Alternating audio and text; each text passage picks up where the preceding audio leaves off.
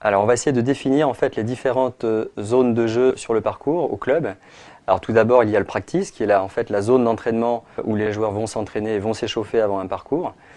Ça représente en fait une zone qui permet d'effectuer des longs coups et également des coups d'approche et enfin ce qu'on appelle le putting qui correspond à la partie finale de chaque trou où le but étant de mettre la balle dans le trou au niveau du drapeau. Alors ensuite sur le parcours, chaque trou est composé d'une aire de départ avec des plots de couleurs qui correspondent en fait aux hommes et aux femmes et au niveau aussi des joueurs. Alors pour les hommes, on a les départs blancs qui sont les départs les plus reculés et qui correspondent à un niveau de joueurs classés. Les départs jaunes qui correspondent aux débutants. Et pour les départs femmes, on a dans l'ordre les départs bleus qui sont les plus éloignés et les départs rouges qui sont les plus proches du green.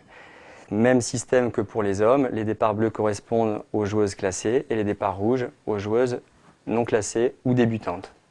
Par la suite, le fairway c'est une zone tondue ras au milieu du parcours entre la zone de départ et le green qui est la zone d'arrivée sur le trou. Autour du fairway, on a une zone de rough, c'est une zone d'herbe plus haute, plus rustique, donc qui augmente la difficulté du jeu. À l'arrivée, nous avons le green où se situe le trou et le drapeau. C'est une zone qui est tondue ras, plus rase que le fairway.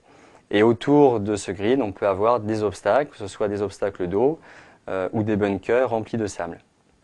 Alors bien sûr, un parcours a des limites.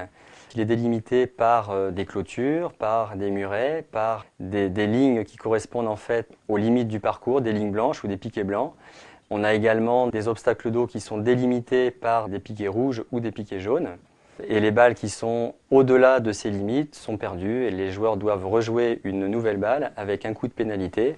Sur les zones en travaux du parcours ou les zones dénudées, en général on place des lignes bleues ou des piquets bleus qui permettent de délimiter des zones en réparation où il n'est pas autorisé de jouer et où le joueur peut déplacer sa balle librement sans aucune pénalité.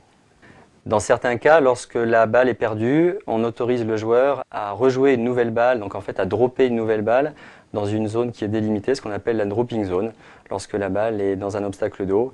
Et ce système facilite l'évolution sur le parcours.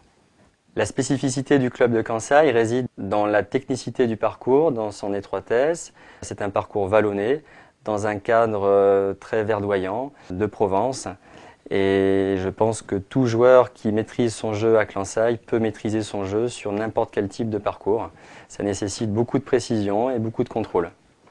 Alors n'oublions pas le clubhouse, donc l'accueil du golf qui permet aux joueurs de réserver leur départ avant d'aller sur le parcours, également de se restaurer grâce à une cuisine familiale et aussi après un parcours d'échanger entre eux et de passer un moment très agréable et très convivial à l'intérieur du clubhouse.